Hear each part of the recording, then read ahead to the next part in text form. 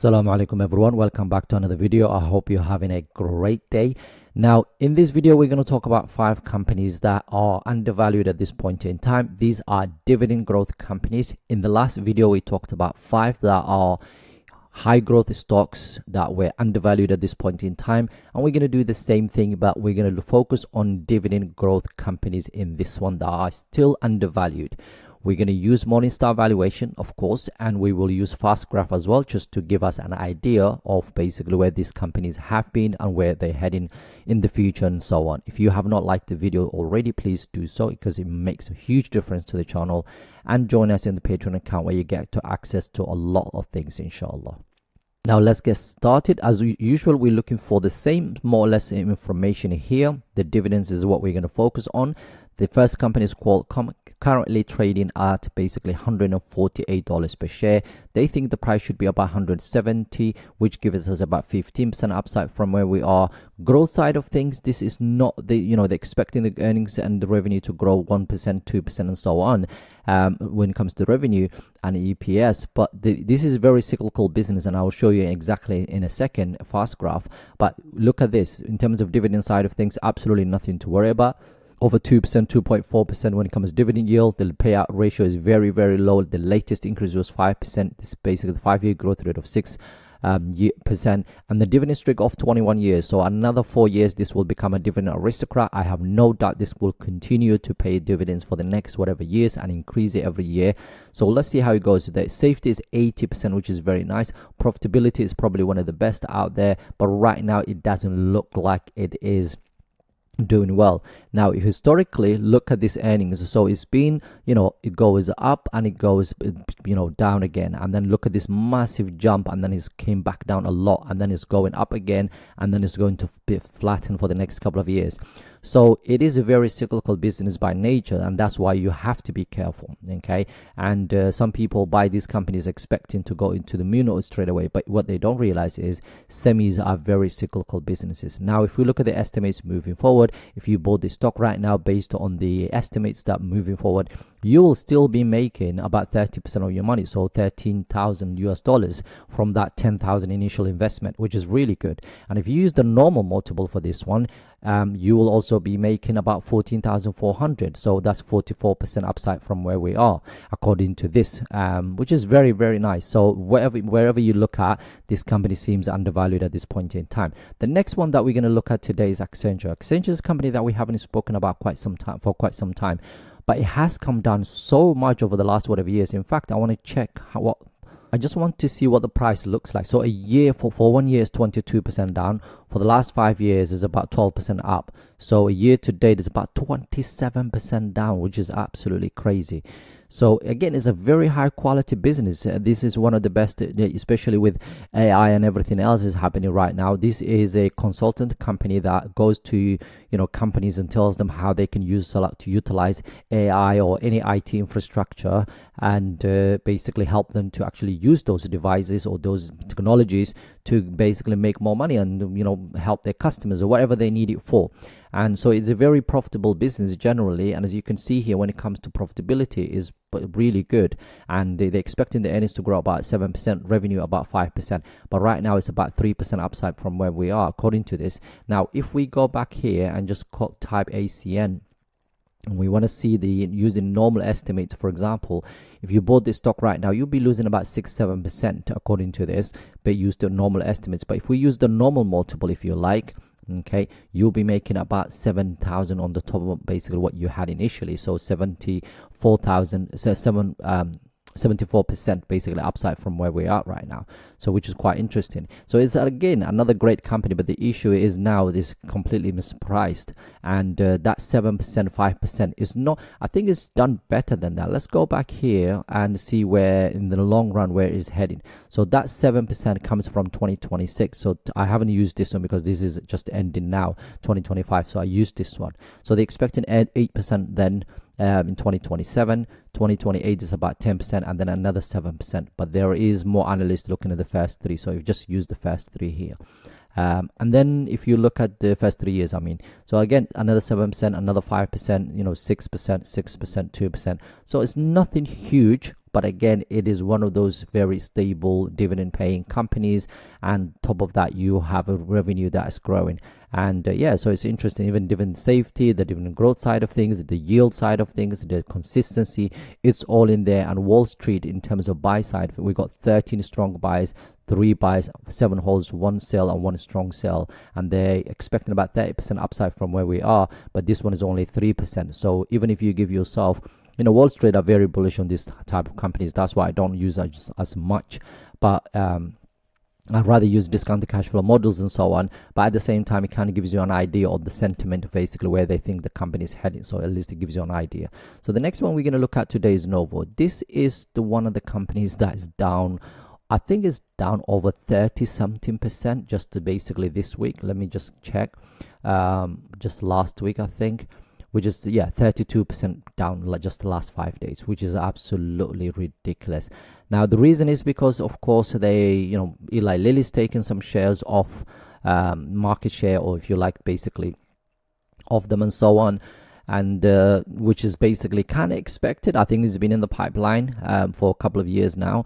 And on top of that, we've got the compounding situation going on. So there's a lot going on at this point in time. It will be interesting to see when hims and hers, as well as Eli Lilly, report next week what happens to the stock. So it will be interesting to see what happens to that sort of industry, if you like. So I'm going to keep an eye on that and see how it goes. But right now, as we speak, it basically seems so cheap. 78% upside from where we are right now. $48 per share is where it is at. 84 is where they think it's basically where they expected it to be. Even if we look at Wall Street, they're saying it's a hold right now, but when you look at basically 52% upside from where we are, $73 per share is where they think the price should be, even though they say no, don't buy it, just hold it, but it still has a massive upside from where we are right now. And if we use the fast graph, for example, if we type NVO, let's see where they think the price should be. Okay, if you bought it right now, you'll be making about 64% on to basically your money based on the normal estimates. Basically, based on the estimates that they this estimates 10%, 11%, or 14%, or whatever it is. And then if you use the normal multiple for this company moving forward, okay, you'll be making your 10,000 will become 32,664 dollars basically, which is absolutely massive gains.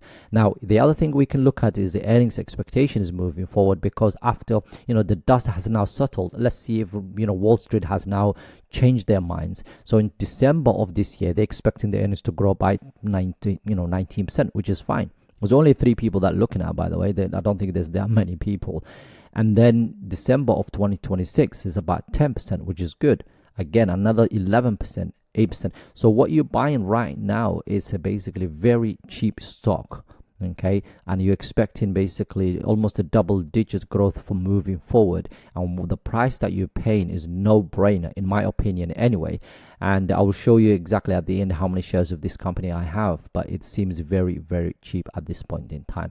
The next one is another one that's sort of been neglected, if you like. They expected the price to be about $950 per share. Right now we're talking about closer to $700 per share, 38% upside from where we are. Again, another very cyclical business. So ASML, if we go on here and just look at ASML here, okay, if we just look at the earnings expectations moving forward for this company this year, that's what they expect, and then next year is that 7% that I've shown you now. The year after is about 21%, then 11%, then 20%, then 15%, and so on.